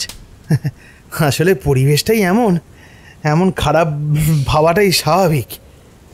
শান্ত হয়ে বসে পড়ল চাটাইয়ের ওপর। অপেক্ষা করা ছাড়া আর কোনো কাজ নেই। আর দরজাটা না বন্ধ করলেও ঠিকঠাক ঘুম আসবে না। আর ঘুমিয়ে কাজই বা কি? 3টে তো বেজে গিয়েছে, আর মাত্র 1.5 ঘন্টা। এর মধ্যেই ভোরের আলো ফুটে যাবে। আরও ঘুমাবো না, বসেই কাটিয়ে দেবো। 10-15 মিনিট, প্রায় 20 মিনিট ধরে একই জায়গায় বসে রইল দেবরাজ। কই, মিও তো আসছে না। কতক্ষণ সময় চলে গেল? ফোনটা খুলে মিমোর নাম্বারটা ডায়াল করল সে। যদি নেটওয়ার্ক এসে থাকে তাহলে একবার দেখাই যাক। The subscriber is currently switched off. Please try after some time. Switch off? কি ব্যাপার? আবার একটা আশঙ্কা মাথা চাড়া দিয়ে উঠল দেবরাজের। উঠে দাঁড়ালো সে। মোবাইলে ফ্ল্যাশটা জ্বালিয়ে বাইরে বেরিয়ে এলো দরজা দিয়ে। লম্বা করিডোরের মতো জায়গাটায় থম মেরে আছে কেবল অন্ধকার। বৃষ্টির দাপট অনেকটা কমে গেলেও ঝোড়ো হাওয়া বইছে এলোমেলো। সেই সঙ্গে বিদ্যুৎ চমকাচ্ছে। দেবরাজ এদিক ওদিক তাকিয়ে দেখার চেষ্টা করল শৌচাগার কোথায় থাকতে পারে। একেবারে শেষ মাথায় একটা দরজা চোখে পড়ল। সেদিকেই ধীরে ধীরে এগিয়ে গেল সে। দরজার কাছে এসে দাঁড়ালো। ফকিরের ঘর কি? কিন্তু এটা বাদে তো আর কোনো ঘর বা চালা কিছুই দেখা যাচ্ছে না। তাহলে শৌচাগারটা কোথায়? এত রাতে মিমু কোথায় যাবে? চিৎকার করেও ডাকতে পারছি না। যদি ফকির উঠে জিজ্ঞেস করে কি ব্যাপার, তাহলে কি বলবো? মিমুটা গেল কোথায়? বারান্দার এক প্রান্ত থেকে আর এক প্রান্ত আবার খুঁজে এলো দেবরাজ। না, কেউ নেই। এমনকি আসার পথে ওরা যে ঘরটায় ছিল সেখানেও উঁকি দিয়ে এলো। না, এখনো ফেরেনি ঘরে। গেল কোথায় মিমো? এবার আর ইতস্তত করল না দেবরাজ। দ্বিতীয় ঘরের দরজাটার সামনে এসে জোরে জোরে কড়া নাড়ল। কোনো সাড়া শব্দ নেই। খানিক গড়া চড়িয়ে হাঁক দিল, ফকির বাবা, ফকির বাবা, ফকির বাবা, ভিতরে আছেন? কেউ সাড়া দিল না। হঠাৎ ওর চোখে পড়ল দরজার হাতলের দিকে। মানুষ আতঙ্কিত হলে বা কোনো কারণে বিচলিত হলে চোখের সামনে থাকা খুব স্পষ্ট জিনিসও দেখতে ভুল করে। এতক্ষণে দেবরাজ খেয়াল করল দরজাটা বাইরে থেকে দেওয়া, জং ধরা একটা হ্যাশ বোল্ট লাগানো রয়েছে কাঠের পাল্লার উপরে। কি মনে হতে সেটা টান মেরে খুলে ফেলল দেবরাজ। দরজাটা খুলে যেতে একরাশ ধুলো মাকড়সার জাল মুখের ওপর হামলে পড়ল ওর। সেগুলোর ধমকে কাশি এসে গেল তার।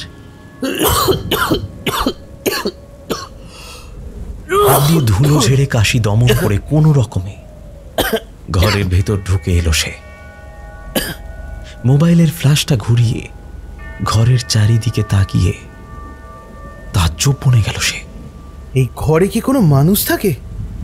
কোনো মানুষ যে এই ঘরে থাকতে পারে দেখে তো মনে হচ্ছে না। না, এটা কারো থাকার ঘর হতেই পারে না। দুনিয়ার যত অদ্ভুত জিনিসপত্র এনে এখানে জোগাড় করা হয়েছে। দেবরাজের বমি ঠেলে আসার জোগাড় হলো। গোটা ঘরটা ভর্তি বিভিন্ন রকমের জন্তু জানোয়ারের হাড়, শিং, চামড়া, এছাড়াও নানা অঙ্গ প্রত্যঙ্গ, এসব দিয়ে আরও নানা রকমের বিজাতীয় কিছু জিনিসপত্র কাঁচের বয়ামে করে দেওয়াল জড়ো করে সাজানো। সেগুলোও তার চোখ এড়িয়ে গেল না। ঘরের চার দেওয়ালে আঁকা রয়েছে বিভিন্ন রকমের নকশা। কোনো ধর্মীয় স্থানে এই ধরনের শয়তানি নকশা আঁকা থাকতে পারে বলে ধারণা ছিল না দেবরাজের। ঘরের মেঝেতে ধুলোর চর পড়ে রয়েছে, যেন বহুদিন এই ঘরে ঝাঁট পড়েনি। এসব কি? কি তবে সেই ফকিরের কালা জাদু, টুকটাক করার ঘর? কিন্তু কিন্তু তাহলে ফকিরই বা গেল কোথায়? আর তার দুই বিবি, তারাও কোথায়? নিউই বা কোথায় চলে গেল? চারটে মানুষ, তারা কি বেমালও উবে গেল নাকি? ওই ঘরে আর বেশিক্ষণ দাঁড়িয়ে থাকলে বমি হয়ে যেত দেবরাজের। সে বেরিয়ে এলো ওই নরক থেকে। এবার তাকে একসঙ্গে পেয়ে বসল দুশ্চিন্তা আর ভয়। পাগলের মতো এদিক ওদিক তাকালো সে। গোটা মাজার শরীফে আর কেবলমাত্র একটাই ঘর রয়েছে যেখানে এদের সকলের একসাথে থাকা সম্ভাবনা অনেক বেশি, আর সেটা হলো মাজারের সমাধি কক্ষ। যদিও এই শেষ প্রহরে সকলে ওখানে মিলে কি করছে তার কিছুই মাথা মুন্ডু বুঝে পেল না দেবরাজ। অন্তদন্ত হয়ে নেমে এলো উঠোনে। প্রায় হাঁটুর কাছাকাছি জল। ঠান্ডা কনকনে জলে পা ডুবে গেল। এখনো টিপটিপ করে বৃষ্টি পড়ছে। সমাধিকক্ষের বারান্দায় উঠে আসে দেবরাজ।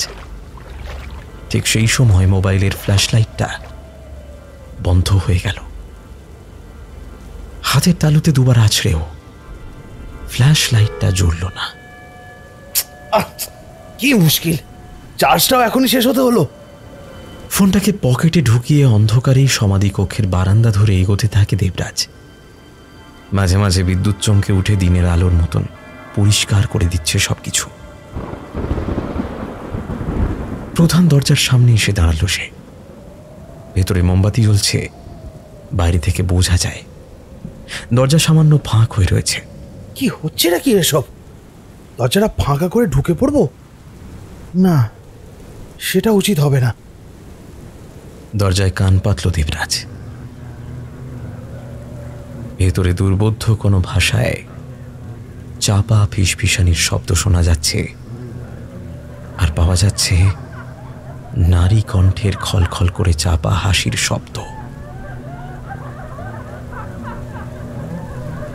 মহিলারা একত্র হয়ে কোনো গোপন আলোচনা করলে যেমন ভাবে হাসাহাসি করে, অনেকটা তেমন। তবে কি বলছে কিছু বোঝাও যাচ্ছে না।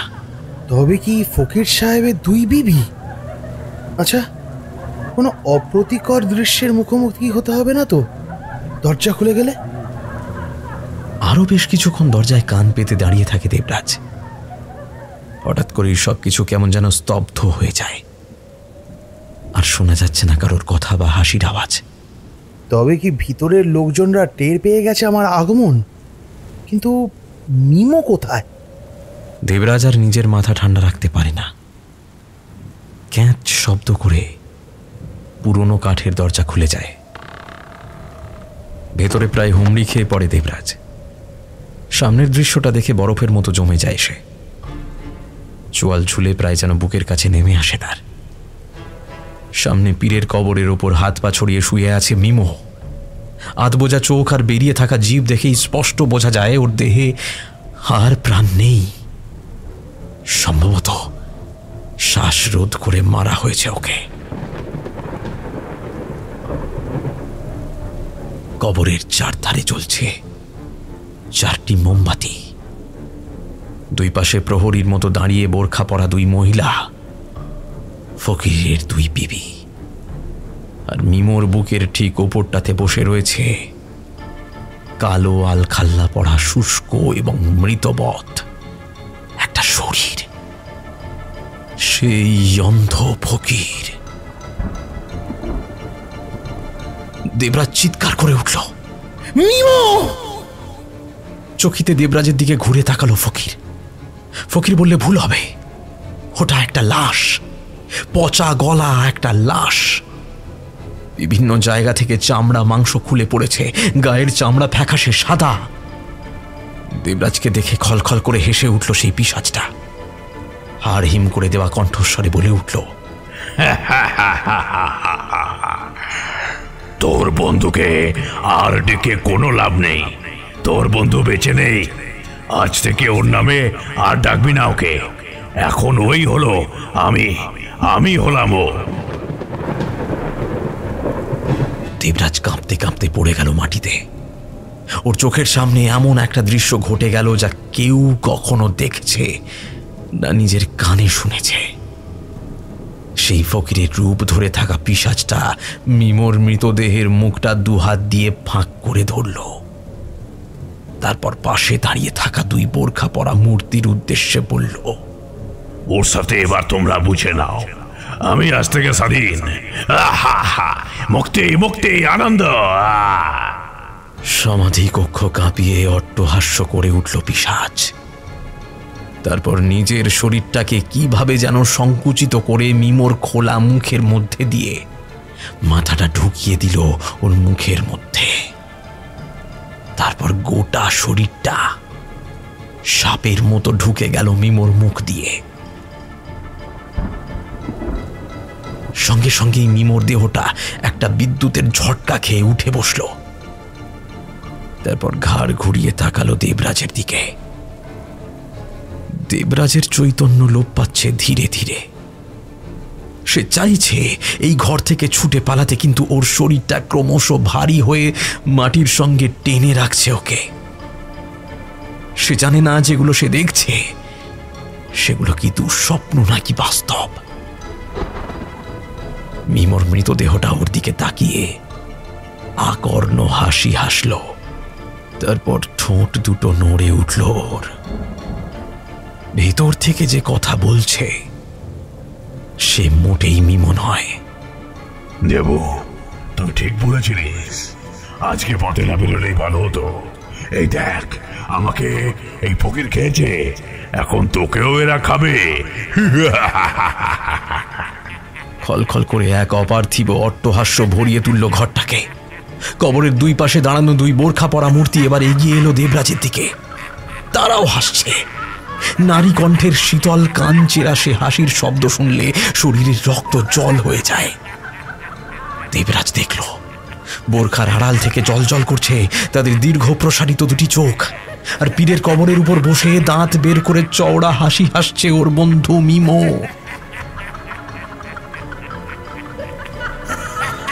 কি মিমো নাকি অন্য কেউ? চোখের সামনে অন্ধকার একটা পর্দা নেমে এলো দেবরাজের। আর কিছুই মনে নেই তার।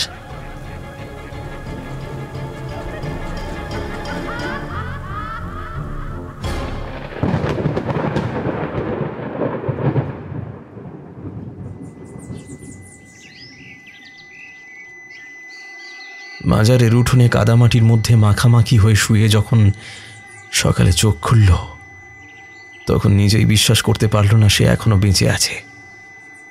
অনেক কষ্টে অনেকক্ষণ পরে উঠে দাঁড়াতে পারল সে। সারা শরীরে ব্যথা।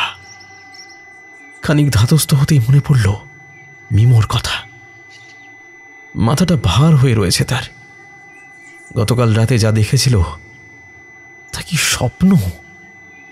চিৎকার করে কয়েকবার ডাকলো, মিমো, মিমো, মিমো, তুই কোথায় মিমো? নিজের গলার আওয়াজ ফাঁকা মাজারের দেওয়ালে প্রতিফলিত হয়ে ফিরে এলো। সর্বত্র খুঁজল তন্ন তন্ন করে, সব ঘরে, এমনকি সেই সমাধি কক্ষেও, যেখানে গতকাল ওই ভয়াবহ দৃশ্যের মুখোমুখি হয়েছিল সে। কিন্তু দিনের আলোয় সেসবের কোনো চিহ্নই সে দেখতে পেল না। মিমো কোথাও নেই। কি মনে হতে পকেটে হাত ঢুকিয়ে মোবাইল ফোনটা বের করে আনলো দেবরাজ। গত রাত্রের ঘটনাটা স্পষ্ট মনে আছে। মোবাইলের চার্জ শেষ হয়ে গিয়েছিল তার। এ কি এখনো মোবাইলে প্রায় অর্ধেক চার্জ আছে, নেটওয়ার্কও আছে এখনো। আশ্চর্য ব্যাপার। মোবাইল খুলে মিমোর নাম্বার রিং করলো দেবরাজ। দুবার রিং হওয়ার পর রিসিভ হলো ফোনটা। কাঁপা কাঁপা গলায় দেবরাজ বলল, হ্যালো, হ্যালো, হ্যালো মিমো। ওপার থেকে নির্বিকার কণ্ঠে কথা ভেসে এলো, হ্যাঁ বল। দেবরাজের যেন ধরে প্রাণ এলো। মনে মনে ভাবল, তার মানে গোটা ব্যাপারটাই একটা স্বপ্ন ছিল। তারপর শান্ত গলায় জিজ্ঞেস করল, কোথায় তুই? কাল রাত থেকে তো তোর কোনো পাত্তাই নেই। কি হয়েছিল? কি এখানে? আমি ঠিক আছি, চিন্তা করিস না, আমি বাড়ি চলে এসেছি। আকাশ থেকে পড়ল দেবরাজ। বাড়ি চলে গিয়েছিস মানে? কখন গেলি? আমাকে ফেলে গেলি কেন? পরিষ্কার করে বল তো, কি হয়েছে এখানে? আমি তোকে অনেক খুঁজেছিলাম, কোথাও পাইনি। ফোনও করেছিলাম, ফোন বন্ধ, তাই বাড়ি চলে এলাম। বন্ধুর উদাসীনতায় বেশ দুঃখ পেল দেবরাজ। এমন আচরণের কারণ খুঁজে পেল না সে। ওর গলাটাও কেমন যেন অন্যরকম শুনতে লাগছে। সংক্ষেপে বলল, ঠিক আছে রাখ, আমিও আসছি। ফোনটা রেখে দেওয়ার পর দেবরাজের মাথায় হাজারো চিন্তা ঘুরপাক খেতে লাগলো। কি হচ্ছে, কেন হচ্ছে, সে কিছুই বুঝতে পারল না। আরও একটা ব্যাপার সে তখনও বুঝতে পারছিল না, ফকিরা সেই দুই বিবি গেল কোথায়? যাই হোক, চা বারে করে গিয়ে যায়। মিমো ঠিক আছে, এটাই অনেক। এবার আমাকেও ফিরতে হবে। মাথাটা বড্ড দপদপ করছে। সারা রাত এভাবে জল কাদার মধ্যে পড়ে থাকতে হয়েছিল। জ্বর না বাঁধিয়ে বসি। দেবরাজের গোটা পোশাকে কাদা লেগে গেছে। মাজারের বাইরে বেরিয়ে সামনে একটা পুকুর দেখতে পেল সে। গতকাল রাতে চোখে পড়েনি সেটা। সেখানে নেমে হাত মুখ যতটা সম্ভব ধুয়ে নিল। তারপর হাঁটা লাগালো জঙ্গলের পথ ধরে। খানিকক্ষণ গিয়েই পড়ল রাস্তা। গতকাল রাতেও কেউ ছিল না, আজ সকালেও কাউকে দেখতে পেল না সে। যেদিক দিয়ে কাল এসেছিল সেদিকে কিছু দূর যাওয়ার পর দেখল বহু দূর থেকে একজন বৃদ্ধ লোক গরু নিয়ে আসছে। কাছে আসতেই দাঁড় করালো। তাকে জিজ্ঞাসা করল,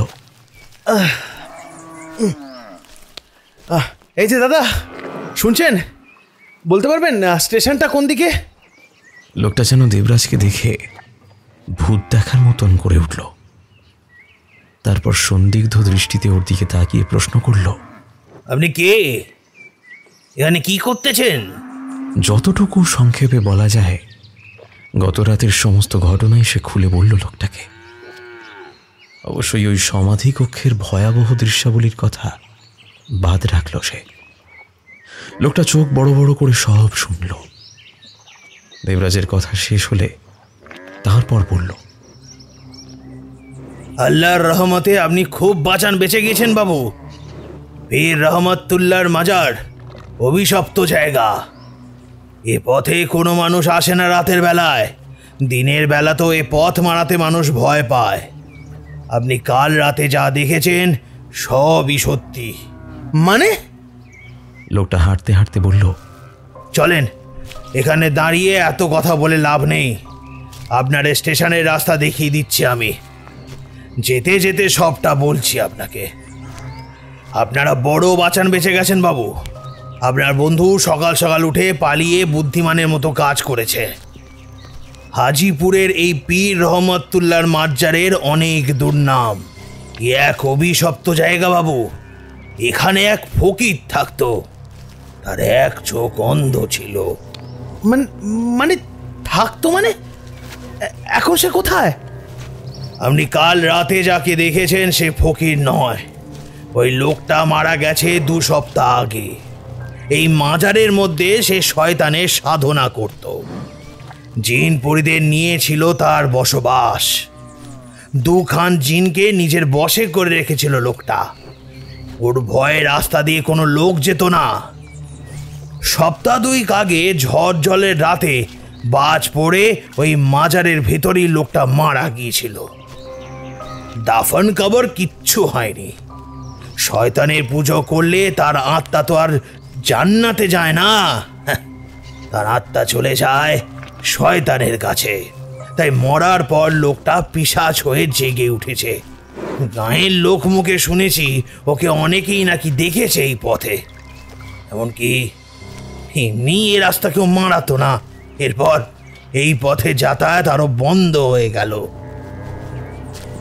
পিশাচ বড় খতরনাক জিনিস বাবু, বড় খতরনাক জিনিস। ওরা কেবল শরীর খোঁজে, এক শরীর থেকে আর এক শরীর। কারণ পিশাচ আসলে একটা মরা, হেঁটে চলে বেড়ানো মরা। মরা আর কতদিনই বা ভালো থাকে বলুন? হ্যাঁ, বচন ধরে ক্ষয়ে যায়, তখন নতুন শরীর চাই তাদের। বড় বাঁচান বেঁচে গেছেন আপনারা।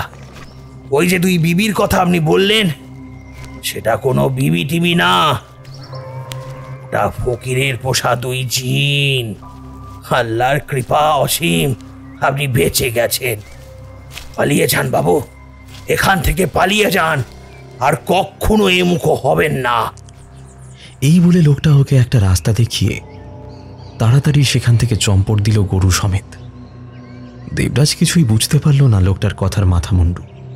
আমি তো সশরীরে ফকিরকে দেখেছি, তবে কালকে রাতে যা দেখলাম সবই সত্যি। হ্যাঁ, কিন্তু যদি তাই হবে তাহলে মিমো কি করে বেঁচে আছে? এই লোকটার সাথে কথা বলে তো আরো মাথাটা ওলটপালট হয়ে গেল। দেবরাজ ঠিক করল ট্রেনে কলকাতা পৌঁছে আগে মিমোর সঙ্গে দেখা করবে। মনের ভেতরে কোথাও যেন একটা খচখচ করছে।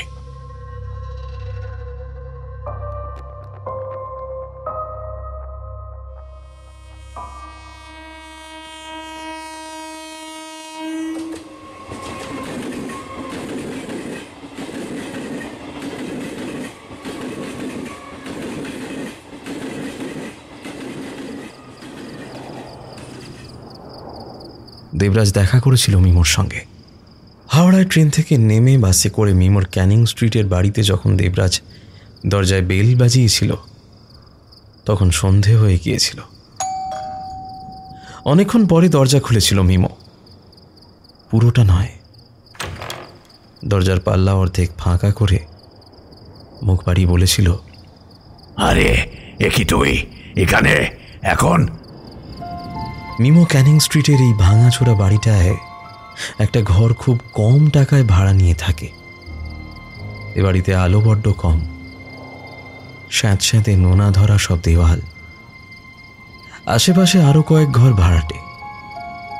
বারান্দায় দাঁড়িয়ে করিডোরের ম্লান আলোতে মিমোর মুখখানা দেখে আঁতকে উঠেছিল দেবরাজ। একটা আর্তনাদ মুখ থেকে বের হতে গিয়েও আবার গিলে নিয়েছিল সে। মিমোর কথার কোনো উত্তর দেয়নি। টলতে টলতে কোনো রকমের সিঁড়ি দিয়ে নেমে রাস্তার অপর ফুট থেকে বাস ধরে নিজের বাড়ি চলে এসেছিল দেবরাজ। আর কোনোদিনও মিমোর সাথে দেখা করেনি সে, ফোনও করেনি, কথাও হয়নি। সব রকমের যোগাযোগ ছিন্ন করেছে, তার কারণ একটাই। দেবরাজ খুব ভালোভাবেই বুঝেছে সেদিন ওকে যে লোকটি স্টেশন ছেড়ে দিল সেই লোকটির কথাই ঠিক। ওর বন্ধু মিমো আর সত্যি বেঁচে নেই, ওর শরীরের মধ্যে বাস করছে অন্য একজন। মিমো ব্যাচেলার, বাবা মা নেই, ক্যানিং স্ট্রিটের বাড়িটায় সে একাই থাকে। তবুও সেদিন দরজা খোলার সঙ্গে সঙ্গে অন্ধকার ঘরে মিমোর পেছনে দুজনকে দাঁড়িয়ে থাকতে দেখেছিল দেবরাজ। বোরখা পরা দুজন মহিলা, তাদের চোখ দুটো টানা টানা, মুখের বাইরে প্রসারিত, আর তারপরেই চোখ পড়েছিল মিমোর মুখের দিকে। অল্প আলোয় সে দেখতে পেয়েছিল মিমোর একটা চোখ নষ্ট, তার কণ্ঠস্বর সম্পূর্ণ বদলে গিয়েছে। সেই কণ্ঠস্বর মিমোর নয়, সেই অন্ধ ফকিরের। সেই পিশাচ সফল হয়েছে তার অভীষ্ট সিদ্ধিতে। সে শরীর পেয়ে গিয়েছে বসবাস করার জন্য, মিমোর শরীর।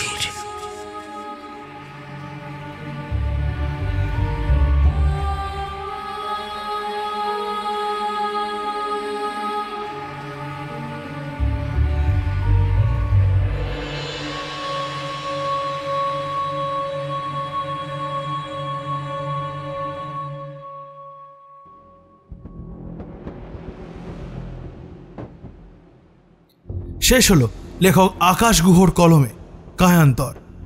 এই গল্পে প্রশ্ন হলো, মিমো এবং দেবরাজ বাড়ি ফেরার জন্য রাত কটার ট্রেন ধরতে চেয়েছিল? জানাও তোমাদের উত্তর আমাদের কমেন্ট বক্সে, এবং তার সাথেও জানাও এই গল্পটা তোমাদের কেমন লাগলো।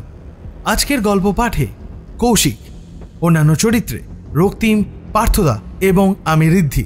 এই সুন্দর প্রচ্ছদটা করেছে দীপ জিএফএক্স, স্ক্রিপ্টিং দিশানি, আবহ, শব্দগ্রহণ ও ভিডিওগ্রাফিক্স হানাবাড়ি প্রোডাকশন, পরিবেশনা ও পরিচালনায় টিম হানাবাড়ি। তাহলে বন্ধুরা, কেমন লাগলো আজকের গল্প? যদি ভালো লেগে থাকে তাহলে লাইক করতে হবে এবং শেয়ার করে দিতে হবে তোমাদের আত্মীয় স্বজন এবং বন্ধু বান্ধবের কাছে, এবং তাদেরকে বলতে হবে আমাদের হানাবাড়ি ইউটিউব চ্যানেলটা যেন তারা সাবস্ক্রাইব করে পাশে রাখা বেল আইকন ক্লিক করে অল করে দেয়, যাতে আমাদের নতুন কোনো গল্প এলে তাদের কাছে নোটিফিকেশন পৌঁছে যায়। বন্ধুরা, হানাবাড়ি কিন্তু তোমাদের জন্য এনে দিয়েছে নানা দিক থেকে সুবর্ণ সুযোগ প্রতিযোগিতা জেতার।